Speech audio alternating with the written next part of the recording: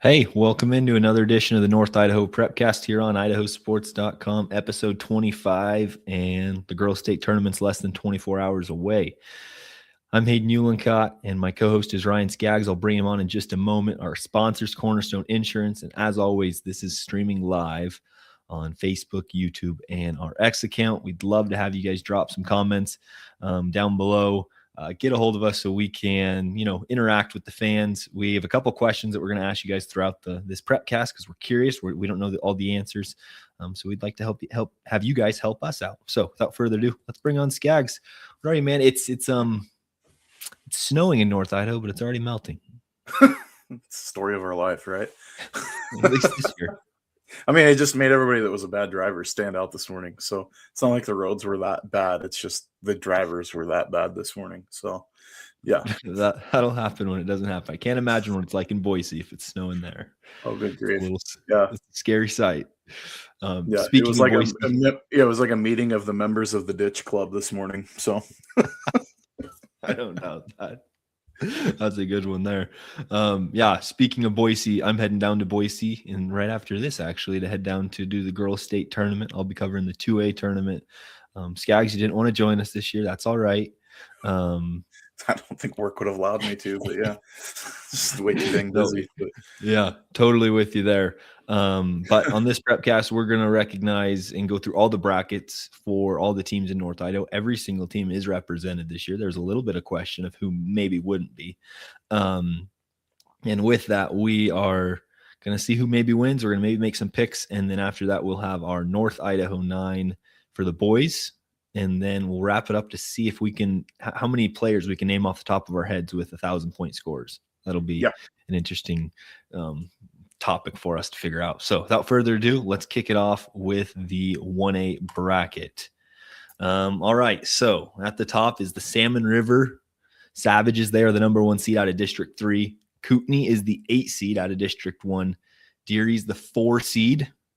Rockland's 5. Carey's 3. Nez Perce is 6. Mackey's 2. And Dietrich is 7. So we have 3 teams represented from North Idaho. What did you think of the bracket when it came out, and who do you think has the best chance to win or at least get the furthest from District 1 and 2? Honestly, I mean, I think that top half of the bracket's pretty heavy. I think Deary and Rockland both, the seeding wasn't favorable for them. I mean, I'm not taking away from Carey or Mackey because they both had good seasons too. You're going to get to state, you're going to have good teams no matter what. But that Deary-Rockland game right out of the chute, the 2 o'clock game, is going to be, that's a rock fight, man. Like, that's going to be just a knockout, drag out. Deary's size and ability to play down low, deny the basket, and the ability to rebound. It's going to take good guard play. I think that's the other one that's going to have to come out and shine for them too. If we had to go with sneaky teams, Nez Perce is the one I look at on that bottom half that has, I don't want to say everything's easy, but I think that they've got the best route to get to the championship game because just the juggernaut and Salmon River sitting right there at the number 1 seed. So if Deary does win that first game, they're going to have to take on the Savages. If Deary wants to win a championship, they're going to have to take care of it if they get through Rockland and go into the semifinals at that noon game and come away with a big victory. That's going to be a huge test, though, for the Mustangs. Just with having Rockland in the first round, that's a good team. But also having Salmon River on the top half of that bracket, the questions that come into play is like Carey and Dietrich, is their schedule lent them to being the respected 2 and 3 seeds. This is coming from a North homer, but Nez Perce is a team I think a lot of people are getting sleeping on them. The way that they can play in the athleticism, guard play, Lux is unbelievable. It's going to be a tournament where the stars come out to shine, and if Nez Perce is going to have hopes of making that state championship game, they're going to need every ounce of that from their starting lineup. Going to be a ton of fun. And I mean, do I think seeding's correct? Yes and no. I could have seen Deary at the 3 line. Possibly the 2 if they hadn't lost to Highland. That's a team that was just on an absolute roll all the way through the season. And for some reason, the computers did not like Deary's schedule. So, that's the one part that Nez Perce got some favors because they did play some of the top teams from 2A that Deary did not play. So, that kind of comes into play now, especially once you hit tournament time and seeding.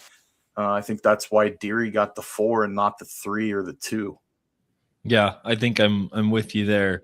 Nez Perce has quite a few more losses. I think Nez Perce has 5 or 6, maybe even 7 losses on the year, and it's because they played Grangeville, it's because they played Prairie twice. It's when you play that tough schedule. Yeah, and they split with Kamei. Nez Perce played a really hard schedule. Deary, on the other hand, really didn't. But I will say Deary handled Nez Perce every single time. Yep. And I think it's just a matchup problem. I think it's the size really came into play because Nez Perce is not big. They're not tall. And Deary's size is a problem. I mean, it really is. They got 2 bigs down low that can score and rebound. That poses a matchup problem because you can't double down on the big down in the box because she's going to be able to get that extra pass and you get an easy bucket right at the rack. No, and Deary, I mean, I covered their game in the district loser out game last week against Genesee, and they caught fire from 3. I think they made 9 threes, which is really impressive for 1A girls basketball. And so if you have that dynamic, it's tough to compete against. Nez Perce, on the other hand, doesn't shoot a lot of threes. We're not talking a lot about Kootenai. Kootenai has a really tough matchup. They won their district championship. They have a really tough matchup against one of 3 teams left in the state that are undefeated. Salmon River has looked really good this year. It's honestly kind of unfortunate. I've thought this for a while, Scaggs, that Salmon River isn't a part of North Idaho. I mean, they're an hour from me. It's weird. But Salmon River's a really tough out for anybody that has to play them. I will also add, we're not the experts about these brackets at all. If you want to actually learn about the brackets, go to IdahoSports.com. And there was actually like a guide, and we actually went through every single bracket with the experts, the people that are actually going to be broadcasting this and have a little better idea than what we do. So please go do that. We're just hitting on North Idaho. I'll just be the expert because I picked Salmon River before the season even started to win it all, and here they are at the number 1 seed. So I'm looking pretty good right now. You are. They're going to have a hard time getting knocked out. They've had a couple close games, but they're a really good juggernaut. They have a gal that's going to play at Oregon Tech this year or next year. They're really impressive. I will say this: Deary looked so good in the play-in game. They did. Yeah, really good. Who do you think matches up? Do you think Deary can beat Salmon River in that semifinal? And then who matches up with the winner of that game? It's going to take them being able to shoot the lights out from 3 like they did, in the district tournament and those loser out games. Sean, sorry. Sean Kane, Ryan's never been wrong. I mean, I have. I mean, the Eagle we'll talk about them later. But that was a fun one. But no, I think, Deary matchup-wise does pose a pretty difficult matchup for anybody. Just because of the size that they have and the ability to shoot the ball from the outside and play inside. That's not going to be an easy road for anybody that's going to face the Mustangs. Salmon Rivers matches up, I think, fairly well, and mainly just, the way they score. And it's like seemingly at will at times. They just get the ball, turnover, bucket. So if Deary can slow down Salmon River in transition and really get into a half-court game, the Mustangs could push them. I think of all the teams that are there lineup wise, that's the one that would probably give Salmon River the most fits. Yeah, I see that there. From on the bottom side, I think Nez Perce has a really good seed line. I think they have a really good chance of beating Carey, and Mackey's good. They have played good teams this year. I think Nez Perce has an outside chance to make the state title, and they've played Salmon River twice. They lost by 21 time. The other time they lost by like less than 5. They can play with them. But I think Nez Perce, it's going to take a lot for them to win it. And if they do, that'd be impressive because it's a really young group. So that'd be really cool if Nez Perce actually could come away with the title, or Deary. I think they kind of showed up on the scene a year ahead of schedule.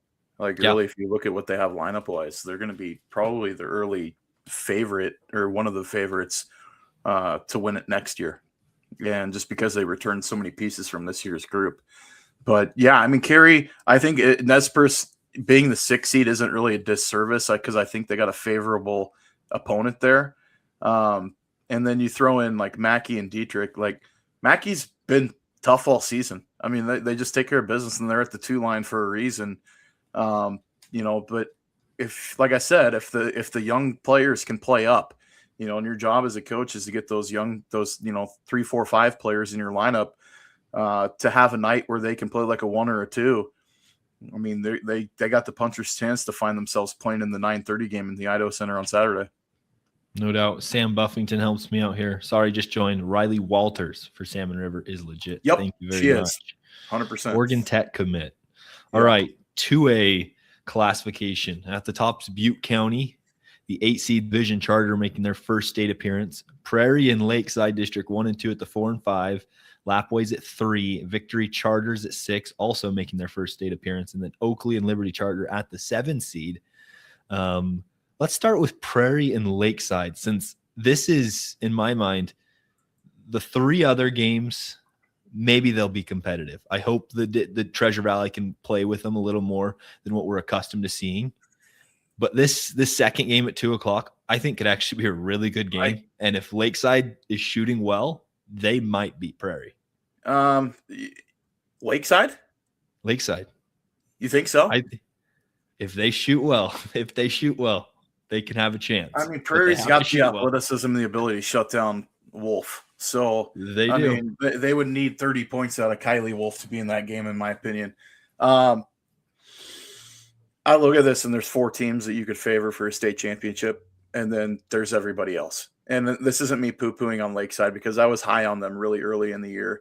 Their schedule, I don't think they played to their ability a lot of the season. I think there was some games they let go that they'd love to have back. They are, in my opinion, the clear 5 seed. Like, if you seeded the top 4, I think it's correct. You could flip Prairie and Oakley, or Lapway and Oakley, and still have a legit argument. I do like the fact that Lapway and Prairie are on opposite ends. Butte County's really, really good. Oakley's really, really good. I think your first round games, and this is just the way I see it going, I think the first round games are just going to be chalk. Like, I don't think any one of those teams is really going to get pushed. And if you look at the semis, on the other hand, I mean, those are state championship games. Like, realistically, like, if this was seeded any different, both of those semifinal games would be the state championship. And so the seeding, I think, is correct 100% that it got it right in this classification. I mean, but you can make an argument for Lapway at 1. You can make an argument for Prairie at 2. You can make an argument for Prairie at 3. You can make an argument for Oakley at 3 or 4. So, it is what it is. But I think at the end of the day, getting Lapway and Prairie on opposite sides of the brackets, and this is just for District 1 and 2 purposes, but I mean, it sets up a really, really competitive semifinal matchup that you're going to have some great games. I think your first day, you're going to be a little bored. Like, just saying, like, this is me, because I'm not doing any games. People can get mad at me and give me all the smoke. I don't care. I think you're going to get bored in the first day. The second day is get your popcorn, because I think every one of those games is going to be absolutely dynamite, even on the losers bracket side. I would agree. I think I'll clarify here. Lakeside has to play impeccable to have a chance. But if there's one game that could be close, it's definitely that one. Sam says if Kylie Wolf can get going, they can win. Layla Sijon and Tyler Lambert need to step up too. If Wolf has a bad game against Prairie, I don't see him win that game. That's kind of how I see it. I've seen Kylie Wolf put up crazy stats. I've seen her beat Kellogg by almost 40, almost outscoring that team by herself. Kellogg's we'll see him in a minute. They're in the tournament. So it's not like they can't do it, but they have to play incredible. And Prairie does have a tendency of shutting down people's best players. Yes, they do. So they also have a tendency that we've seen the last couple of weeks to just not show up. I mean, Lapway has absolutely put them like through a meat grinder twice. So, that's hard to say. I mean, honestly, who do I see winning it all? I think Lapway wins it. If I'm going to pick a champion out of this bracket, I think the 3-seed Lapway is going to be the state champ coming out of this bracket. I don't know if many teams have, the firepower to stop like a Skyland Picard. I mean, there's just so many Madden Bisbee. You just keep going through that lineup, and there's scores all over the place. Throw the coach on top of it. Lori Mater making the change coming down the Highway 95 to Lapway it's made a difference year one. I mean, they're a contender right out of the gates. How they're the 3 seed, I don't really understand. I think that they could have been the 1 or the 2. I don't think it really matters because I think the matchups probably still would have been the same. But yeah, I mean the Wildcats, if Mater can get her, Lori can get her team. I mean, on her, just coming out of the gates, game 1, 40-point win. That Lapway team is going to be hard to stop. I would agree. That I've said it since the beginning. I think Lapway has the highest ceiling in this classification, and it's not even Oh, close. absolutely. I mean, they beat Timberlake, and Timberlake's a team we're saying could win 4A, or Yeah. at least have a really good chance. And so that tells you the ceiling that where Lapway's at. Can they do it for 3 games? That's going to be the important question. Typically, they really do show up in big games. Mm-hmm. I think Prairie has a real advantage at coaching. I think you'll see it in the state tournament. I think Teal Bruner is one of the best coaches in the state. Yep. Butte County, this is their year. They have a lot of good seniors. They are really talented. And then have played together for a very long time. Mm-hmm. That's the thing that people kind of forget with the Pirates is that group has been the cohesiveness within that group is really good. But and throw Oakley in there too. I mean, Sean mentioned it in the comments, but Oakley's a group that I think a lot of people sleep on because you've got the historic powers in Lapway and Prairie that have been successful this season. Butte County's having the run that they're having. Oakley's just kind of been flying under the radar, but it's still we haven't talked bad about them. I think it's a really good team. I just think Lapway, if they're on and they come out of the gates, guns blazing, I mean, it's going to take a Herculean effort from Oakley to probably stop that. It's like the boulder rolling downhill. That's the team I look at. You talk about the highest ceiling, and I completely agree. Just based on the body of work that team's had, they're dang good, man. That Lapway group is so good. Sean didn't let me finish. I was going to say Oakley was good. I mean, Oakley's defense is Yeah. that second round game, that's going to be so good. I think those semifinal games, if it goes chalk, are going to be outstanding. I mean, you look at other classifications, I would put this against any of them. I don't think there's one better. Yeah, I really don't. It really is. I mean, the top 4 seeds in this classification are as good as any of them. I totally agree. Markel Green, she knows well. Go Wildcats. We're excited to cheer on the girls' team. They have the whole community behind them. The energy our crowd brings disrupts the other teams. Trust me. They travel well, man. I tell you, that Holiday Inn Express out there in Nampa, that place is full every year. That place at Columbia will be packed on Friday Columbia afternoon. Blue and red just going nuts, man. It's going to be a ton of fun, and I'm excited to just cover that game. Yeah. Sean says, I mean, they just don't get a lot of hype, I guess is what I was saying, referring to Oakley. They don't. They're the defending state champs, and everyone's like, well, yeah, they're the 2 seed. It's like, no, Oakley's good. Oakley is people are gonna see Oakley as by far a top 4 team, and they easily could be one. They might win it. I will not be surprised if Oakley wins the state title. Like I said, I wouldn't be surprised any of those top 4 if they win it at the end of the day. But no, I think Lapway has the edge. But it's gonna be fun. I mean, really, that's gonna be a great tournament. I mean, it really, really is. That's true. One last comment from Sean. He says, don't wear your Nampa Christian gear, Hayden. Yeah, you're right. If I had to pick an upset, I guess I'd be having to, I guess I'd say Prairie's the upset. If they win, I guess they are the Nampa Christian in this situation. If I had to pick one. I mean, that's weird to say that Prairie is the David and the other 3 are the Goliath, but kind of what it feels like. Yeah, here we are. All right, 3A. This might be a more David and Goliath scenario for these 2 teams out of the north. Kellogg and Grangeville. Malad's the 1. They're matched up with Kellogg. Ryrie's the 4. They're matched up with Grangeville. I maybe said that wrong. Ambrose is the 3. New Plymouth is the 6. Firth is the 2. Westside's the 7. Both the North Idaho teams on the top side. Kellogg's going to have a heck of a time versus Malad, and Grangeville is going to have a really hard time against Ryrie as well. There's a chance we might see them at Friday at 12 o'clock. There's maybe a chance that you see Grangeville at that 5 p.m. game on Friday. I know Paul Kingsbury picked Grangeville to win the state title. I think I will be impressed if they beat Malad. I'll be impressed if they beat Ryrie, to be honest. I think Grangeville is really good, but I think the Southern teams in 3A are legit this year. Yeah. And it's kind of funny is that, Grangeville goes undefeated through conference. They've got 6 losses on the year. It's like to 5A Lewiston, to a 3A team out of the state of Washington and Evergreen. They did lose by 3 to Kamiah. They lost to Moscow, which is a 5A team. They lost to Clarkson, a Washington 2A school, and Timberlake. All schools bigger than them, except with the exception of Kamiah, right? Equal size opponent. They've got one loss and equal size opponent. We look at this group and we're like, man, I just don't know about this Grangeville team. But if you really get down to the brass tacks and you look at the numbers of what they put up, especially in conference play, their margin of victory is 30 points in conference play.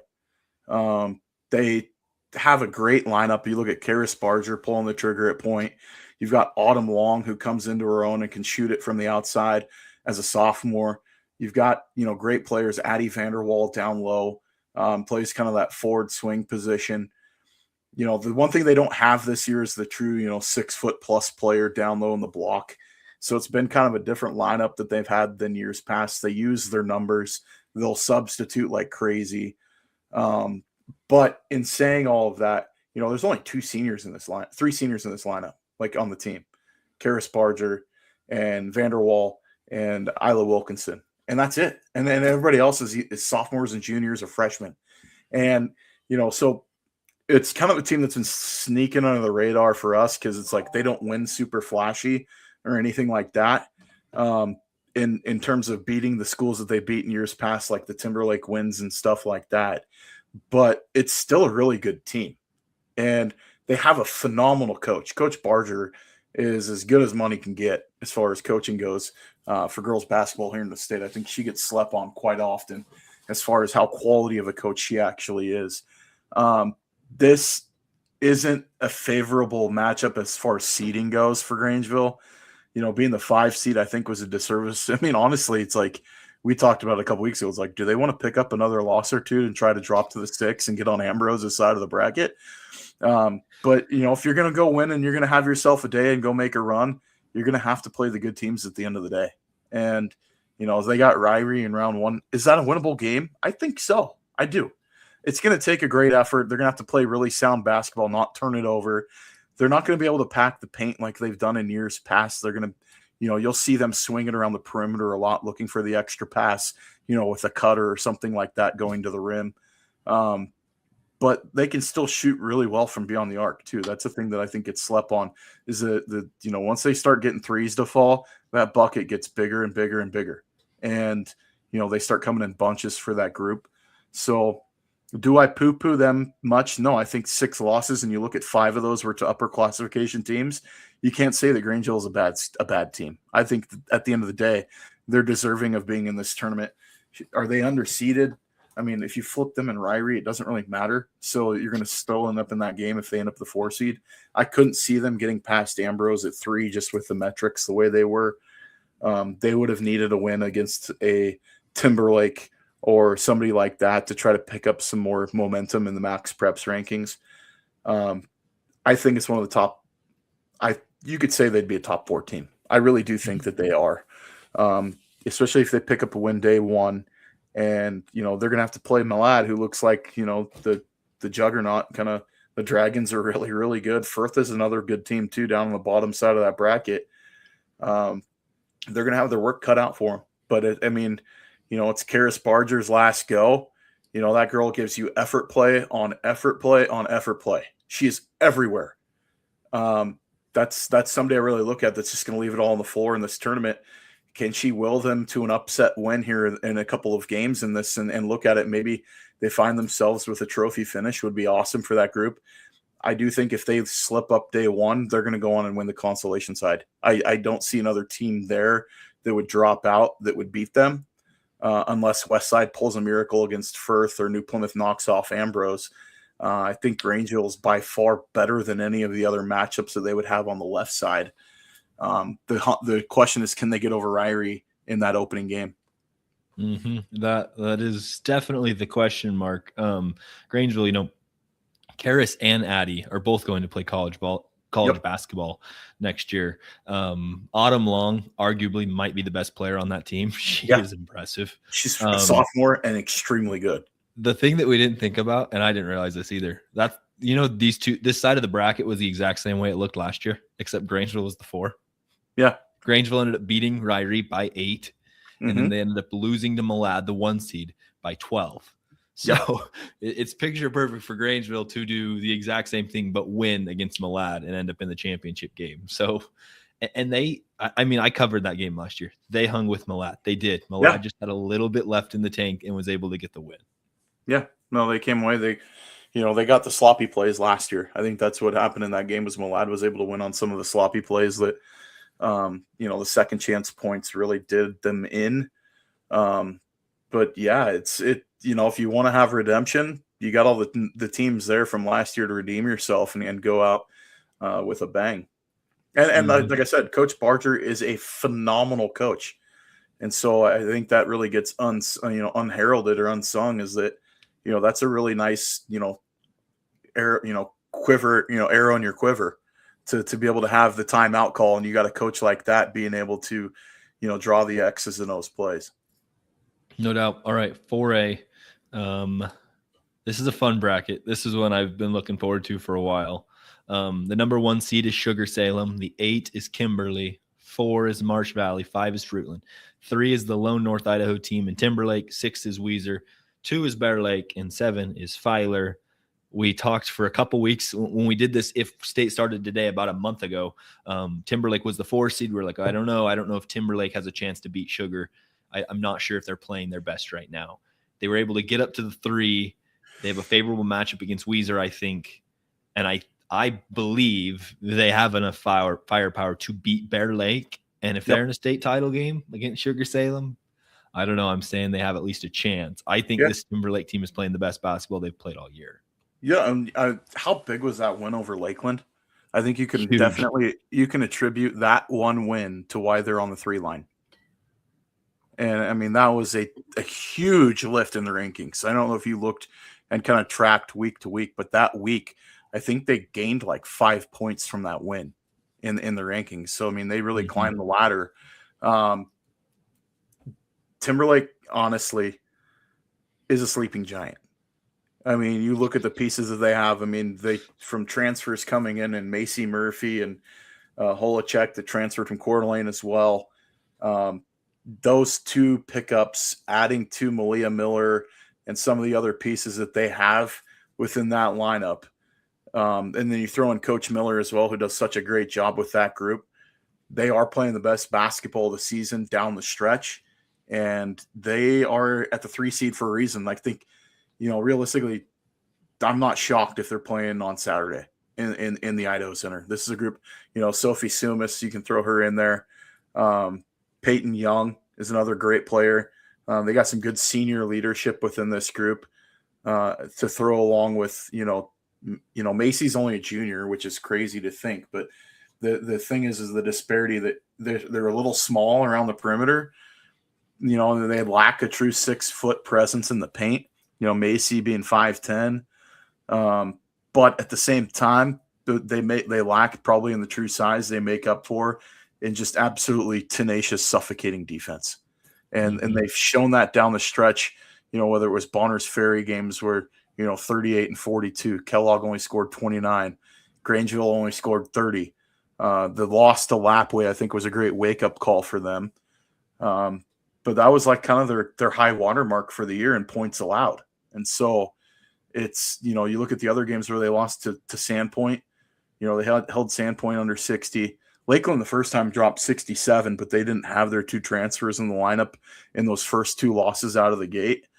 And then down the stretch, I mean, realistically, they've only lost 4 games with their current lineup, 2 of those to Sandpoint and 1 to Lapway. So, it's, that team's clicking and things are working, up the road in Spirit Lake. So this team, I could realistically see them playing Saturday against Sugar.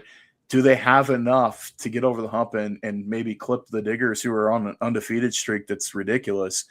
But that's a tall task too, because that Sugar team is really, really darn good. But I think right now that's the team. If everybody's looking at them as where did Timberlake fall in our draw, and they're circling that, going, oh man, we have to play them because they're playing as good as anyone. I don't think everyone realizes just how everyone's like, oh, you guys don't realize how good Oakley is. I don't think everyone kind of has an idea how good Timberlake is. They haven't played a lot of teams from down south. Yeah. You talked about that Lapway game. I talked to Coach Mater the other day. She told me both teams hit 11 threes in that game. That's incredible for a girls. That's incredible for most games, regardless of boys, girls, classification. 22 threes in a game by both teams is unheard of. So the shot making for Timberlake is there. 100%. They can do it. So that's my surprise team, I guess you could say. That's the team that I think will do really well at state and hopefully have a good imprint on it. All right. 5A. This is the North is shining great here in 5A. Lakeland's the number 1 seed. Columbia's the 8. Pocatello's the 4. Jerome's the 5. Blackfoot's the 6. Blackfoot's the 3. Hillcrest is the 6 seed. Sandpoint's the 2. And Bishop Kelly is the 7. Sandpoint had the play-in game against Skyview. I did that game. Sandpoint won 60-37. Really looked good. And then Mountain Home, who was kind of a clear-cut favorite, not clear-cut favorite, but one of the favorites to win 5A at the beginning of the year, got clipped by Hillcrest. And that game was never even probably hotter than any team in the bracket right now. Hillcrest, it didn't even seem close versus Mountain Home. They controlled that entire game. And so I don't know. That 3-6 matchup is going to be really tough for Sandpoint if they can get there.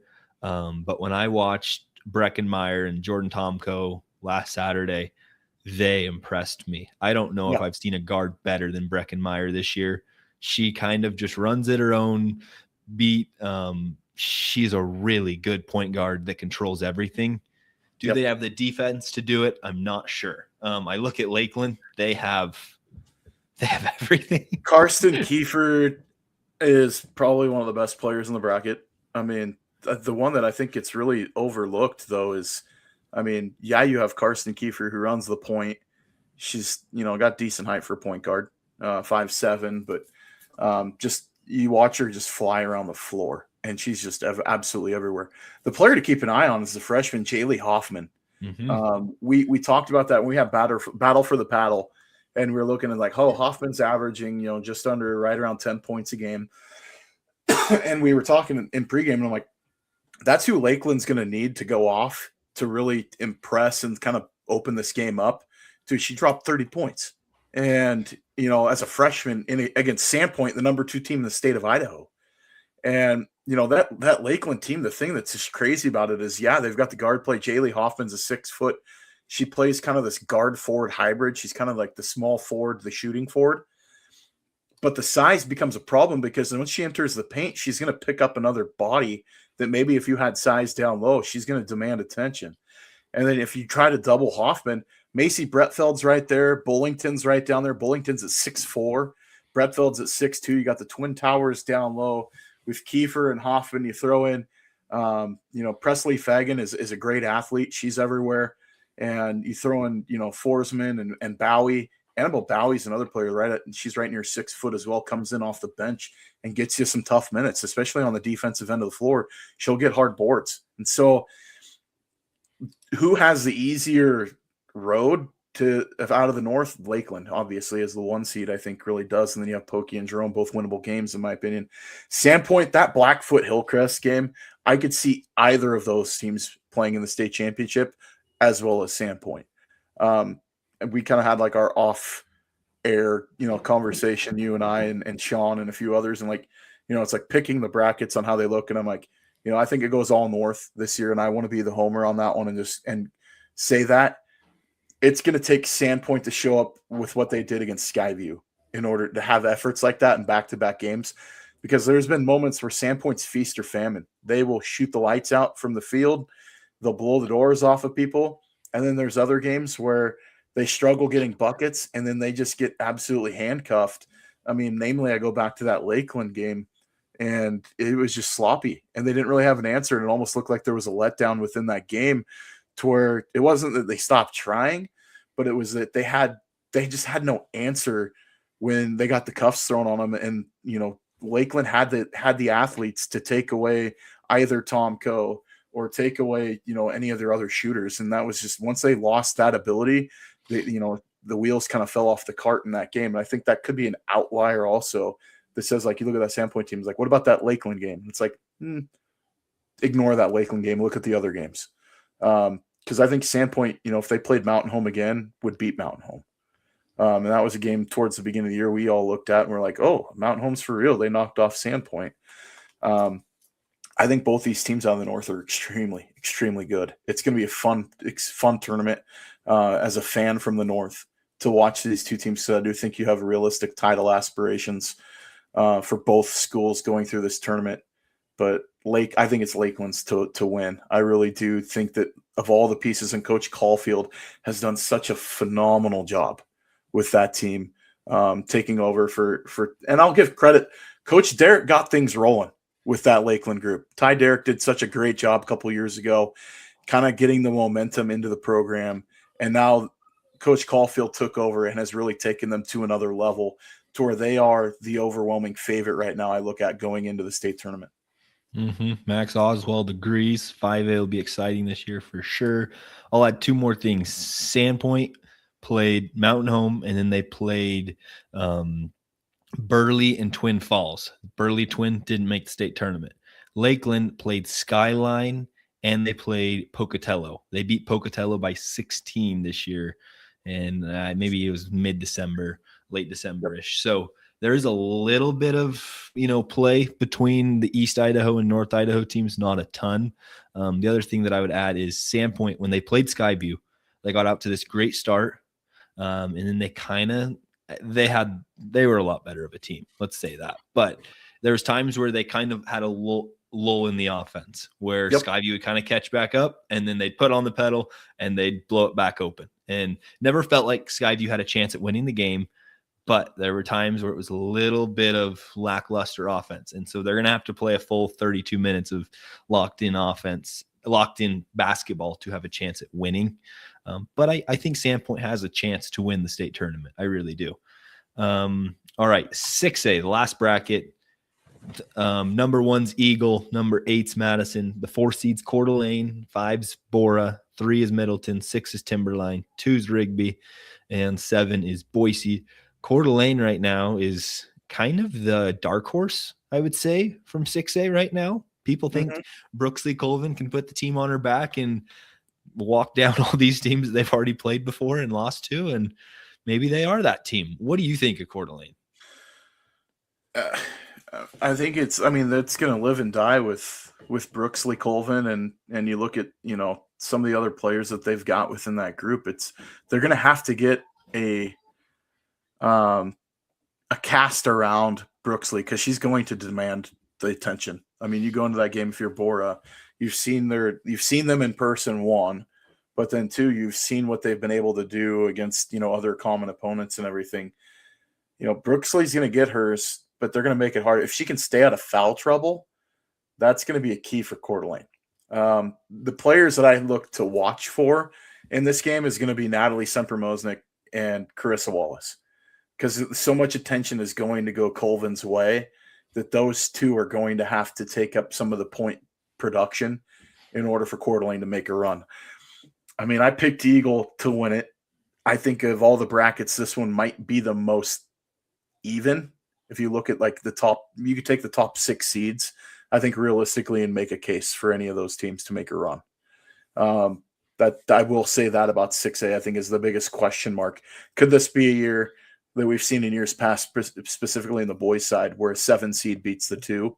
Could possible. I think Boise could beat Rigby. I think Rigby's also really good too, and Rigby could be in the championship game. So I think Timberline could beat Middleton. I think Middleton could be in the championship game and win it. So that's something that I look at that it could go either way in some of these games. Bora is a team that I think could push or beat Coeur d'Alene in round 1. So if Coeur d'Alene's going to make it there to the championship game, it's going to take Brooksley being disciplined, staying out of foul trouble. If they get her in foul trouble and she hits the bench, you can go base defense against Natalie. And this isn't saying that Natalie Semper-Mosnick and Chris Wallace aren't good players. Just Brooksley's on another level. That girl's getting D1 offers for a reason. She can flat play. And so if you look at how a team plays together, I look at Eagle, and that's a complete package. And that's a team that's playing really, really good ball right now. They take care of the ball offensively, not turning it over. Defensively, they force a lot of turnovers on the defensive end. They get a lot of steals. They can rebound well, but they can also score. That's a group that is a complete lineup. I mean, if you get it going chalk out of round one, this is another bracket that you look at as far as semifinal games. Good night. That's a great lineup. Eagle, Coeur d'Alene, Middleton, Rigby, if that's the semifinal matchups. And then you go into a third place game. I think any one of those games is going to be absolutely outstanding. So, do I like Coeur d'Alene's chances? I think that they've got an outside chance to the state championship and bringing another one back up north. It's just going to take the perfect recipe of being able to distribute, and Carissa Wallace and Natalie Sempermosic stepping up and getting some more buckets. If they get some production out of them where they're getting 15, 16 points, it's going to go pretty favorably to Coeur d'Alene if they're able to get some decent point production out of their secondary players. I will add Bora is one of the two teams in the SIC that did beat Eagle this year. So it's not that Bora's a good 5 seed. And I mean, there's a chance Bora could be playing in the state title. It's not out of the question. 6A is loaded. It's going to be a really fun state tournament. I highly recommend to tune into all these state tournament games. They're going to be on IdahoSports.com, every single one of them. Be a ton of fun to see who walks away with the trophies this year. All right, let's look at our North Idaho 9. Let's look at it. The last one that is the release before we'll do the end of the year. There's a lot of change up. Okay, Lake City, they locked up the top seed in the 6A IEL. They're not Lake City, they're the number 1 seed. Lewiston ended up beating Post Falls. It's really close between the 2 and the 3, but right now Lewiston's playing really good basketball. Post Falls is at 3. Lakeside's been on a tear. They're the 4, and Kendrick's 5. St. Mary's played well. They got redemption on Orofino by, I think it was 27. Got a big win there. Prairie's played really well. They says they're going down, but that's just because they were tied for 6th last week. Prairie's played really well. They had Kendrick. They haven't played many games since. The 8 seeds, Orofino, that's the one team that's sliding. They lost to Lapway by 25, and then they lost to St. Mary's like a couple days later by 25. That's the only knock on them. And then Coeur Christ hanging in at the 9 seed. You could make an argument. It could be Lapway. You could make an argument. It could be Timberline. But right now we think Coeur Christ is that 9th best team in the North Idaho 9. Lots of change-ups. Scaggs before, district state. I will say this. Royce Fisher is a bad man. He's good. Really good. He is really good. And, people are wondering, like, how is Lewiston the number 1 seed at 5A? And it's like, if you look at their record, you look at their schedule, and it's not going to blow you away. But then you go watch the tape on that Post Falls game, and it was a 3-point win. That's a Post Falls team that's a top 5 team in 6A. And Lewiston took care of business in that game. And mainly Royce Fisher, just good night. The kid is a stud. He's so dang good. But he's getting good production out of the cast around him too. And that's the thing that Coach Malm has done a great job with this Lewiston team, just playing gritty defense, but being able to, they can play in fast break. They can play in the half court set, being able to show different looks and take care of, what's been in front of them. And, if everything holds suit and they make it through districts now, they're going to be the number 1 team going to the state tournament, which is a huge deal for them. Can they get off the schneid and get out of the first couple of rounds with a win is going to be the big, that's the big question mark. In a 5A conference that I think is going to be, or 5A division, it's going to be pretty competitive come state tournament time, especially you throw in the likes of like Preston and some of those other teams. There's some good basketball being played around state in 5A. There's not a lot of distance between 5 and 6A this year, and that's saying something. So, I look at Lake City, their schedule is just, especially on the front end, good night was it tough. And they took some lumps in some games against teams that are nationally ranked, that, were ranked in their own state in the top 3. So Lake City's played some of the best. And I mean, it's reaping benefits now here later in the season. You look at like Jordan Carlson and just the other guys on that team. There's some studs in that lineup that pose matchup nightmares for teams. Post Falls has beat them, in the year this year too. So, districts isn't a guarantee, but it's going to be only 1 bid out of 6A. Post Falls is sitting there at 3, and that's still a really good group. Coach Ulrich has that team clicking with a bunch of seniors that have been playing and starting since they were freshmen and sophomores. That team's hungry for a win, hungry to get to state. I know that, they've got a nice pedigree and history of some success, especially in the last, 10 years. But it's been a hot minute since they've been in the conversation for a state championship. And it's just a shame that we only get one bid from the North this year in District 1. Lakeside is a team nobody talks about, and everybody should be talking about. That team, they're so dang good. And it's not just Tyson Charlie. Like, I know that, and Tyson's phenomenal. Like, he's a great player. Paula Pione is like sitting there and he's like, what more do I have to do to be like on the all-state team? Because this kid is just lighting it up night in and night out for the Knights. And this is a team that seriously needs to be considered to be the one that beats Kendrick and win a state championship. I don't think Kendrick can sleep on them and rest on their laurels. And Kendrick's really good too and has a great lineup as well. That is a team that matches up extremely well with Kendrick. If you look at numbers and size and everything else, I mean, if that's what we get for a state championship game, which it could be, holy smokes, that could be, exciting, tasty basketball. St. Mary's is on a roll right now. They're clicking again after, stubbing their toe against, Kendrick earlier and then Orfino, and now they've seemed to turn the ship, and Coach Chase has that group going in the right direction. Prairie looks good. They're consistent. They're just been right there. 5 losses on the year. Orfino, I think, can turn things around. They'll find their way into the state tournament too. And then Court of Christ, I think, is somebody that should be considered in the picture there at 1A, a team that's got athleticism. They've got some size. They're going to be, and they can shoot it from the outside and play defense pretty well. That's a team that gets up and down the floor at 1A that nobody talks about them. And I think it's because of their conference, but it's a team that if you look at the cast of athletes that they have, you can put them against anybody at 1A. I'm excited to see them in a couple of weeks. Hopefully we can see them there. That's going to be a lot of fun. They're, in this North Idaho 9, I feel good about a lot of these teams contending for a state championship. Almost every single one of them are within the top 5 of their classification. So they're going to have a really good chance at winning come state playoff time. We could realistically see 5 out of 6 classifications with a team playing for a title or challenging for a title. That's impressive. Yep. Totally agree. I think you're spot. I think 4 for sure. Yeah. I think you're right. I think you're spot on. I think it's going to be a lot of fun. All right. Last thing we were going to do, Scaggs. Let's see if we can do as much as we can. Let's maybe spend 5 minutes on this. We're going to try to roll off how many 1,000-point scorers we can come up with off the tops of our heads. And if we miss them, we want you to drop in the comments. Are we doing 1,000 on their career or 1,000 that got it this year? Because we have some that got it last year. Let's do this year, or let's do full season. Let's do full career of who's in the 1,000-point career. So we start in 6A let's do girls only. Girls only right now. 6A, you have Brooksley Colvin. Yep. Don't think we're missing anyone else that I know of. Not offhand. 5A, Jordan Tomko's not far away, but she's not there. And Breckenmeyer. Breckenmeyer has hit that. I don't think you're anymore unless Max would be able to chip in here and probably get us the right answer. But I don't know if anyone from Lakeland's quite there unless Karsten is. Karsten or maybe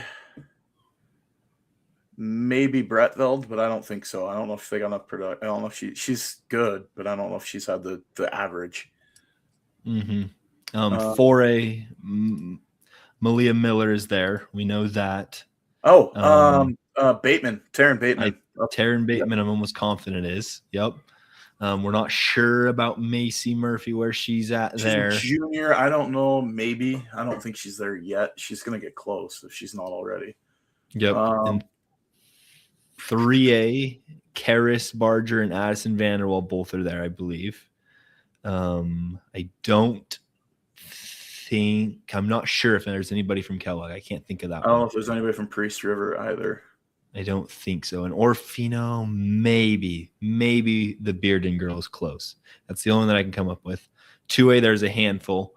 For Kendrick, Hallie Anderson. Yep. For Lapway, Skyland Picard, Madden Bisbee's close. For Prairie, Sage Elvin and Kylie Shoemaker. For Cami, Emma Krogh. And I think that's it. maybe Tessa Stoner for Troy, maybe. And then in North Idaho, Kylie Wolf's definitely there. Yeah. And then I think that's it for 2A. I don't know if anybody for Wallace would be there. Phillips, I don't think so. Maybe. Not sure about that one. Yeah, I'm trying to think that anybody else that we would be missing. 1A, no. Maybe. And I don't know then if there's in anybody from Clark Fork I'm missing. Max would be the one to ask on that one. And then in 1A, maybe somebody from Deary. Maybe one of the senior girls from Deary's gotten there. I don't think anyone from Nez Perce has. Oh, Chloe Greaser from Genesee. Chloe Greaser in Tennessee. Yep, she's definitely there. And I think I feel good about saying I don't think there's anyone else. Maddie Proctor might be there from Deary. If not, she's close. Or Kaylee Wood. Yeah, those are the two that I was thinking might have it. All right. What I think about that's all. Highland?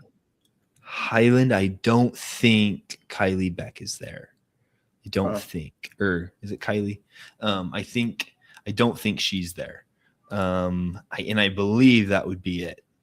All right. In boys basketball, who do we got? In 6A, Caden Simmons. Definitely. Yep. He's Connor Carver, if he's not there, he's close. Because he started forever. He feels like he's been there for 7 years. At Post Falls. Lisney would be close in my opinion too. I'm looking at it. I know that Jordan Carlson just did it like last week, I believe.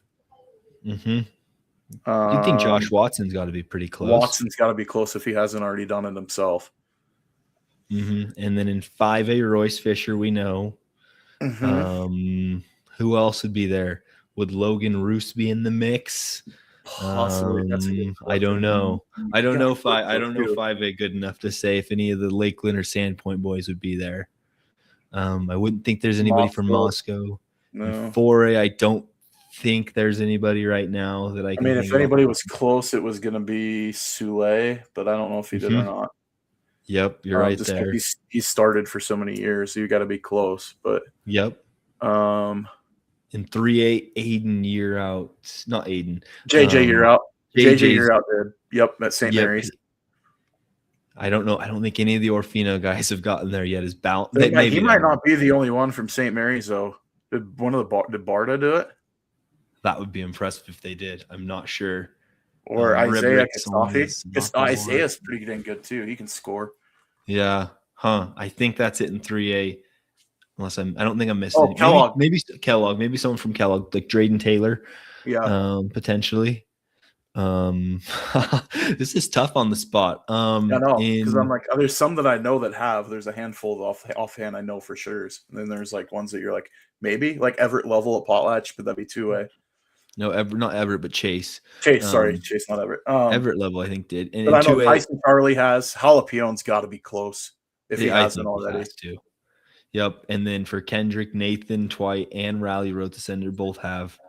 For Prairie, I would think there's got to be one. It might be Riley Shears, but I can't say for certain. And then I don't think there's anyone else. I bet Lawson Landmark closing in on it. I think that's it for 2A. And then in 1A, I can't think of any off the top of my head. I feel like I'm missing a lot. But that's what I think what we came up with. That was kind of a tangent, but shooting from the hip, trying to figure out. I think Greg Hayes may have from Quarter Christ, possibly. Because that dude, he had a 50 burger last year. That'll add. That's more that'll points add up than quick, right? Score in the year. Get a couple of those 40-point games, they add up pretty fast. I'm trying to think, like just offhand. Yeah, I mean, there's a handful. So that's where we're asking you guys out there. If we're missing anybody, let us know. We want to compile a full list and actually recognize the folks that have hit the 1,000-point club in their career at the end of the season after state. When we do our all North Idaho teams, we'll have a special slide for all the 1,000-point career scorers. So if you know of someone that we're missing, please either throw it in the comments here or reach out to one of us and let us know. Because we just want to, it's a big accomplishment. So I'm trying to think if there's anybody. Karis Barger. Oh, we said her, yeah. Oh, we already said her. And Addie both, yeah. I think you're right. I'm trying to think of it. So I think we got a pretty good baseline. We'll do some more research, see what we can find on our end. But I think that's it for us here on the North Idaho Prepcast. Have fun at state, man. Looking forward to listening to you guys. It'll be a lot of fun. I'll be on the 2A broadcast and highly recommend tuning into all the other broadcasts so you can tune in, see who's going to walk safe away travel to everyone heading down south from up north, and take your time. Take your time. No speeding tickets. That's from your friendly local insurance agent. Yeah. Absolutely. Well, as for Ryan Scaggs, I'm Hayden Uhlenkott, and we will see you next time.